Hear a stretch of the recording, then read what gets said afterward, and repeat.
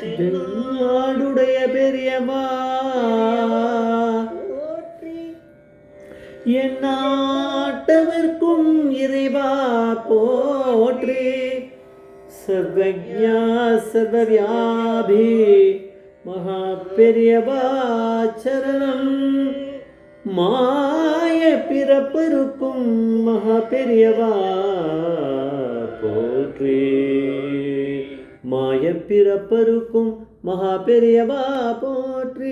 அಪಾರ ಕರುಣ ಸಿಂಧಂ ಜಾನದಂ ಶಾಂತರಗುಣ ಶ್ರೀ ಚಂದ್ರಶೇಖರ ಗುರು படமாவதான கலியுக தெய்வம் காஞ்சிமணி YouTube channel பிரத்யேகமாக மகாபெரியோட பக்தர்களுக்கு ஏற்பட்டு கொண்டிருக்கும் அனுபவங்களை ஒவ்வொரு நாள் ஒரு அனுபவம். அதுக்கு ஒரு தலைப்பு இன்னைக்கு அனுபவத்தோட தலைப்பு இதை பாராயணம் பண்ணு கொடிமரம் வந்துடும். இதை பாராயணம் பண்ணு கொடிமரம் வந்துடும். இந்த சேனல் சப்ஸ்கிரைப் பண்ணாலும் பண்ணுங்க, தினமே பாருங்க. சென்னை பெசன்ட் நகரில் இருக்கிற அறுபடை வீடு அந்த காலத்தில் கட்டிந்தா. அது கட்டிந்தது முக்கியமான ஸ்ரீமதி அலமேலு ஆச்சி அப்படிங்கிறவா.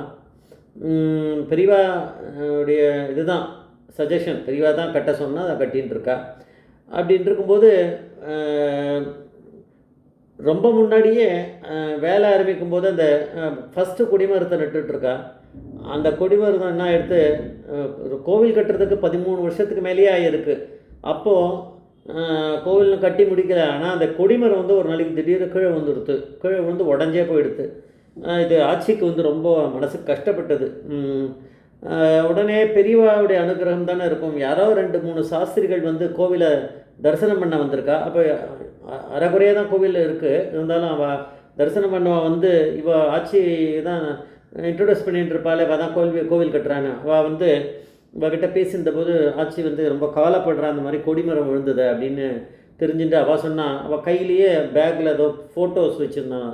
இதை காமிச்சு, இதை பாருங்க, கந்தக்கோட்டம், திருப்பூர், இங்கே முருகன் கோவில் எல்லாத்துலேயுமே கொடிமரம் கீழே விழுந்திருக்கு. அதுக்கப்புறம் வேறு கொடிமரம் அவன் நட்டுருக்கா. அதெல்லாம் ஒன்றும் கிடையாது, நீங்கள் பயப்படாதீங்க, அது ஒன்றும் கிடையாது அப்படின்னு சொல்லிட்டு அவள் போனாலாம். இது பெரியவா கொஞ்சம் கன்வின்சிங்காக பண்ணுற மாதிரி ஏதோ பண்ணியிருக்காருன்னு நம்ம எடுத்துக்கலாம். ஆனால் அப்போ கூட அந்த ஆட்சிக்கு அது கன்வின்சிங்காக இல்லை. அப்போது அங்கே இருக்க ஒரு சன்னதியில் குருக்கள் ராஜேஷ்னு ஒரு குருக்கள் இருக்கார்.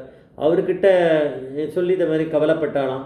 அப்போ என்ன சொன்னாராம், ஆச்சி நீங்கள் என்ன பண்ணுங்க, ராத்திரி தூங்குறதுக்கு முன்னாடி பக்கத்தில் ஒரு பேப்பரையும் ஒரு பென்சிலும் வச்சுட்டு தூங்குங்க. பெரியவாளை தான் நீங்கள் பெரியவாளுக்கு தான் நீங்கள் பக்தியாக இருக்குங்க. பெரியவா நீங்கள் வேண்டிகிட்டு இருக்கிறதுனால பெரியவாளே உங்களுக்கு கனால என்ன பண்ணணும், எப்படி உங்களுக்கு அந்த கொடிமரம் கிடைக்கும் அப்படிங்கிறத புதுசாக இது பண்ணுறதுக்கு அப்படின்னு பெரியவாளே உங்களுக்கு சொல்லிவிடுவாங்க. சரின்ட்டு என்ன பண்ணால் தூங்கிந்தா. ஒரு நாள் போச்சு. 2வது நாளில் ஒரு கணா தூங்கும்போது ஆட்சிக்கு அந்த கணாவில் ஆட்சி கோவிலை அவ கட்டின்னு இருக்க கோவிலை தான் நோக்கியே நடந்து போயின்னு இருக்கா. அறுபடை வீடு இங்கே பெசன்ட் நகர். அப்போ தூர பார்த்தா யாரோ காந்தி தாத்தா மாதிரி யாரோ போயின்னு இருக்கா மாதிரி இருக்குது பார்த்தா பின்னாடியிலேருந்து. ஆனால் அது மகாபெரிவாது கனால பெரியவா அங்கே அங்கேருந்து அலமேலுன்னு கூப்பிடுற மாதிரி தெரியுது. அது பெரியவாளுடைய வாய்ஸ்ன்னு புரிஞ்ச பிறகு தான் பெரியவான்னு தெரிஞ்சுக்கிறா. அது வரைக்கும் காந்தி தாத்தான்னு நினச்சிட்டு இருக்கா அந்த கனவில். அப்புறம் கால் ரொம்ப கொதிக்கிறது, நடக்க முடியல அலமேலாட்சிக்கு. அப்போ திடீர்னு அலமேலாட்சியோட மச்சினர், அவள் ஹஸ்பண்டோட தம்பி, அவர் அங்கே வர்றார்.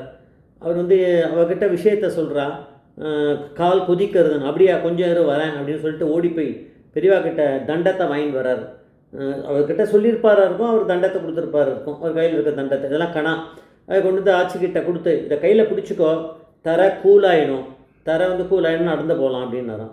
அதுக்கப்புறம் கொஞ்சம் ஒரு ஃபியூ செகண்ட்ஸ்லேயே பார்த்தா எல்லாரும் பெரியவா கிட்ட இருக்க மாதிரி இருக்குது. பெரியவா கிட்ட விஷயத்த சொல்லி கஷ்டப்படுறா.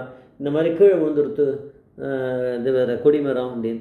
சரி, உன் காதை காமி அப்படின்னு பெரியவா சொல்கிறா. அலமேலு ஆட்சி காதை காமிக்கிறா. அதில் காதில் பெரியவா ஏதோ ஒரு மந்திரம் சொல்கிறாராம். இதை இந்த ஸ்லோகத்தை நீ சொல்லு தனம் அப்படின்னு சொல்லினாரு. கடா போயிடுத்து. அப்போ அந்த ராஜேஷ் குருக்கள் சொன்ன மாதிரி நடந்திருக்கு. உடனே அதை எடுத்து ஒரு பேப்பரில் எழுதின்ட்டா, பென்சிலில். ராத்திரியில் எப்போ கணா வந்ததோ அப்போ எழுதின்ட்டுருக்கா.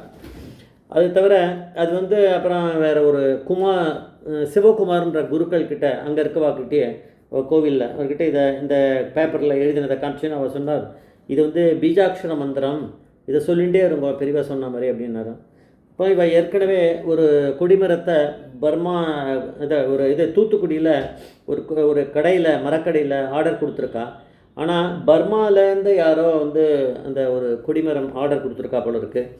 அதுக்கான கொடிமரம் அங்கே இருக்குது, ஆனால் அவள் வந்து எடுத்துன்னு போல அது அங்கேயே இருக்க போல இருக்குது. அதனால் அதை கேன்சல் பண்ணிட்டா போல இருக்குது. அப்போது யாரோ ஒருத்தர் வந்து அங்கே வந்து மரம் இதெல்லாம் பொருட்கள்லாம் வாங்குறதுக்காக போயிருக்கார். அப்போ வந்து அந்த கடைக்காரர் சொன்னாராம், இதை வந்து அலமேலு ஆட்சிங்கிறவ வந்து இதில் கட்டின்னு இருக்கா பெசன்ட் நகரில். அவளுடைய ஒரு ஒரு பெரிய கிரவுண்டு வந்து இதுக்கிட்ட இருக்குது, மகாபலிபுரம் கிட்ட. அட்ரஸ்லாம் நான் கொடுக்குறேன், இதை கொண்டு போய் அந்த நீ போகிற வழி பார்த்தா மகாபலிபுரம் தானே வருது, அங்கே இறக்கிட்டு போயிடுங்க அப்படின்னாராம். அவர் சொன்னாராம் 60,000 ரூபா ஆகும்னாராம். சரிட்டு ஃபோன் பண்ணி சொல்லியிருக்கா. அலமேலு ஆட்சி வந்து 60,000 ரூபா அந்த காலத்தில் அவள் கையில் ரொம்ப கஷ்டமாக இருக்குது, பண கஷ்டம், அதனால் இது ரொம்ப அதிகமாக இருக்கே அப்படின்னு நினச்சி ஒன்றும் பதில் சொல்லலை. ஃபோன் கட் ஆகிடுதா இன்னும் தெரில. அவர் ஆனால் எடுத்துன்னு வரார் அந்த இதை இவளுடைய பெரியவா சொன்ன பேர் தான் வந்துருமே, அந்த கொடிமரத்தை எடுத்துட்டு அவர் வந்திருக்கார். அவர் வந்து அங்கே போய் இறக்கிறதுக்கு போய் அங்கே போய் இதில் இறக்கிட்டு அவளுடைய